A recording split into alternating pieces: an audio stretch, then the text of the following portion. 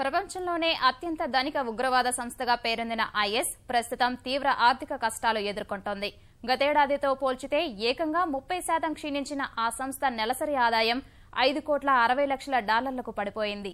2014 ద్వితీయార్థం తర్వాత తన అధీనంలోని భూభాగంలో 22% ఐఎస్ కోల్పోవడమే ఇందుకు ప్రధాన కారణమని అమెరికాకు చెందిన ఐహెచ్ఎస్ సంస్థ తెలిపింది.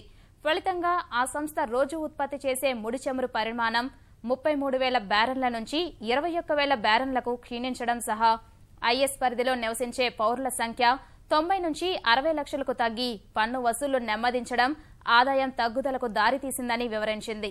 ఆర్థిక లోటును పూడ్చుకునేందుకు ఐఎస్ చిత్ర విచిత్ర పన్నులు, జరిమానాలు విధిస్తోందని వెల్లడించింది.